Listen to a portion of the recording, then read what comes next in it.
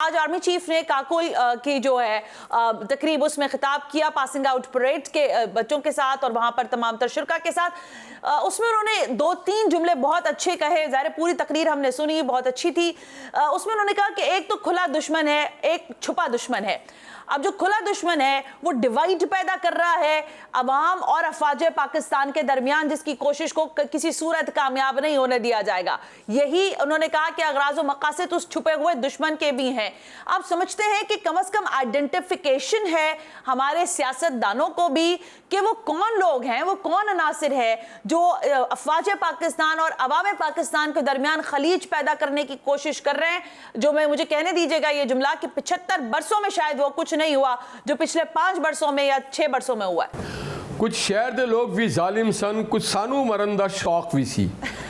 कुछ बाजवा साहब जैसे लोग भी इस मुल्क के सिपाह सालार रहे, जिन्होंने अपनी नाकिस पॉलिसी के वजह से आसिम मुनीर साहब जैसे मुहिब वतन और प्रोफेशनल जर्नल्स के लिए मसाइल और मुसीबत पैदा की। कुछ फैज़ जैसे लोग भी थे जो बेफैज़ चले गए इस मुल्क के साथ, तो उनको भी अपने क़िबला दुरुस्त करना। और हाँ, जो लोग नज़रिया पाकिस्तान के ख़िलाफ़ बात करें, मेरे सिपाही के ख़िलाफ़ बात करें, मेरे कायद के ख़िलाफ़ बात करें, यूनिटी फेथ एंड डिसिप्लिन के ख़िलाफ़ बात करें, जो हमारे दीन के ख़िलाफ़ बात करें, जो इस मुल्क में तफरक़े की बात करें, जो शिया सुन्नी की बात करें, जो देवबंदी बरेलवी की बात करें, जो इस मुल्क में पंजाबी पठान सिंधी बलोच की बात करें, उर्दू स्पीकिंग महाजिर की बात करें, वो भी पाकिस्तान के बही खां नहीं है और हो भी नहीं सकते। निहाल साहब, मैं एक जुमला मेरे जहन में सवाल आ रहा है, इसलिए मुझे करने दीजिएगा, फिर आप कंटिन्यू कर लीजिएगा।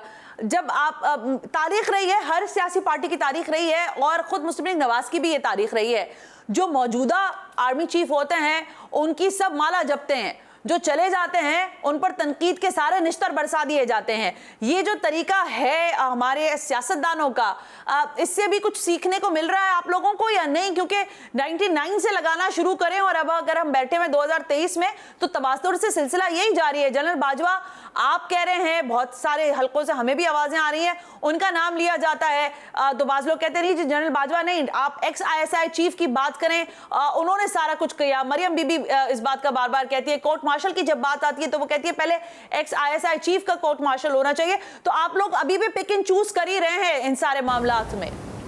नहीं सना, मैं ज़ाती तौर पे आपको एक बात बताऊं, जब मुशर्रफ साहब बड़े जौ जलाल और ताकत में थे तो मैं उनके ख़िलाफ़ आपके टेलीविजन पे बैठ के बोला करता था।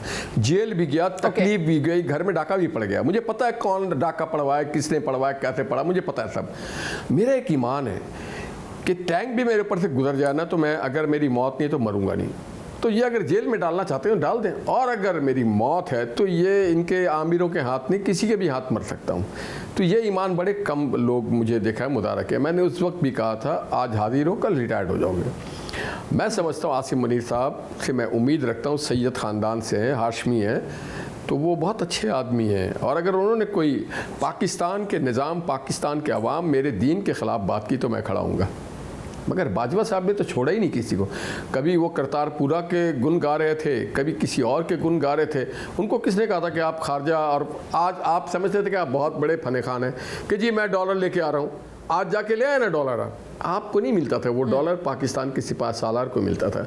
वो इज़्ज़त और वक़ार पाकिस्तान और पाकिस्तान के सिपाह सालार की थी। ये गलतफहमी हो जाती है हमारे लोगों को कि हम हैं सबसे बड़े। हम बड़े नहीं है, बड़ा अल्लाह की ज़ात है। तो मैं ये समझता हूँ मोहम्मद नवाज शरीफ साहब ने बाजवा साहब का नाम उस वक्त लिया था जब वो बड़े पावरफुल आर्मी चीफ हुआ करते थे। गुजरांवाला की तकरीर आपको शायद याद होगी, उन्होंने कहा था कि बाजवा साहब आपसे कौम हिसाब लेगी।